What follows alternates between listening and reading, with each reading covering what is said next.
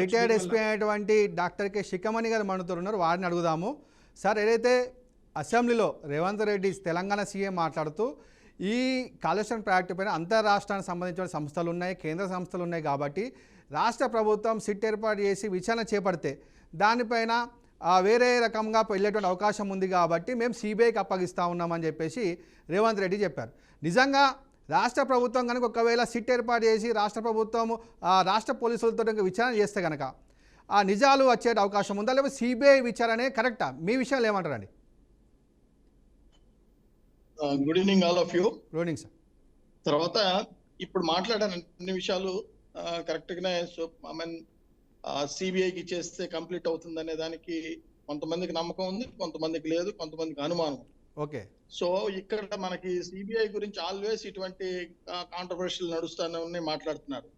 Via మీడియాగా ఇంతమంది పెద్దలు అంతా all are looking intellectuals, they can project ఒక్కొక్క పార్టీ నుంచి ఒక్కొక్క ఇంపార్టెంట్ ఈ యొక్క న్యాయపరమైన నాలెడ్జ్ ఉన్న లీడర్ ని, ప్రతి పార్టీ నుంచి ఒకరిని, లాస్ట్ కి సుప్రీంకోర్టు నుంచి ఒక జడ్జి, వీళ్ళతోటి టైఅప్ అయి సిబిఐ చూస్తే అప్పుడు ఎవరికి అనుమానం ఉండదు, ఫ్యాక్ట్స్ క్లియర్ కట్ గా ఉంటది. ఎందుకంటే మనకు కావాల్సిన నిజము అనేది మైండ్ లో ఉంటే ఇది ఒక్కటే మార్గం. ఎందుకంటే సిబిఐ ఒక్కటి చేస్తే వాళ్ళ లిమిట్స్ వాళ్ళకు ఉంటాయి.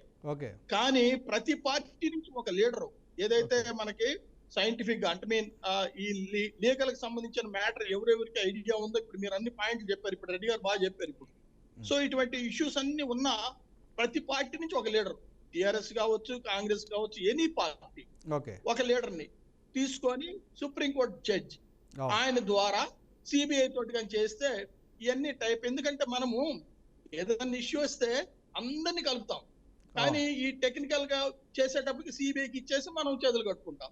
కానీ ఇక్కడ కూడా కొన్నిసార్లు తేడాలు వస్తాయని మీకు తెలిసింది. మీరు మామూలుగానే కొంతమంది అంటున్నారు కూడా. కానీ ఇవన్నీ వద్దు, మనకి అయిపోయిన తర్వాత ఇదైంది అనొద్దు. ఆడ బ్లాస్ట్ అయిందా, లేకపోతే ఎక్స్ప్లోజన్ అయిందా, ఇంప్లోజన్ అయిందా. ఇందాక మాట్లాడారు మన వాళ్ళు, ఎక్స్ప్లోజన్ ఉంటుంది, ఇంప్లోజన్ కూడా ఉంటుంది. Implosion means internal blast, explosion means బయటికి వెళ్ళిపోయింది. ఇవన్నీ డిఫరెంట్ ఉంటుంది, ఇవన్నీ కొంతమందికి తెలియకపోవచ్చు. ఎనీవే, ఇప్పుడు ఈ సబ్జెక్ట్స్ కానీ ఎవరైతే అందరూ ఒక్కొక్క నాయకుడు, ఒక్కొక్క పార్టీ నుంచి ఒక నాయకుడిని కానీ ప్రొజెక్ట్ చేసి వీళ్ళందరూ కలిసి ఒక టీమ్ గా తయారయ్యి మనము ఒక సుప్రీంకోర్టు జడ్జి ద్వారా సిబిఐ కానీ చేస్తే ఈ ఇష్యూ, ఎందుకంటే it's not a common and easy issue. మీరు అన్నట్లు ఒక్క పిల్లర్ పడగొడితే మొత్తం బిల్డింగ్ పడుద్దా లేదా అనేది గ్యారెంటీ అది ఖచ్చితంగా. ఎందుకంటే ఇట్స్ బ్యాలెన్స్డ్ బిల్డింగ్, అంటే ఒక ఆఫ్టర్ ఆల్ ఒక బిల్డింగే, అంత బ్యాలెన్స్డ్ గా ఆల్ పిల్లర్స్ నీడెడ్.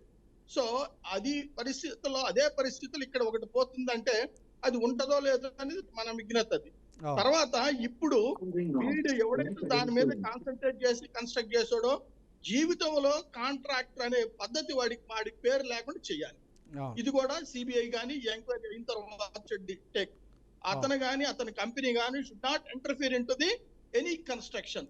ఇది కూడా మనము కొన్ని స్టెప్స్ తీసుకుంటే తప్ప న్యాయం జరగదండి. అంతేగాని తర్వాత ఏముంది, వాడి బదులు వాడు పక్కన వాడితో లేదా వాడి కంపెనీ వేరే పేరు మార్చుకొని చేస్తుంటారు. ఇవన్నీ కూడా చాలా కామన్ ఎర్రర్స్.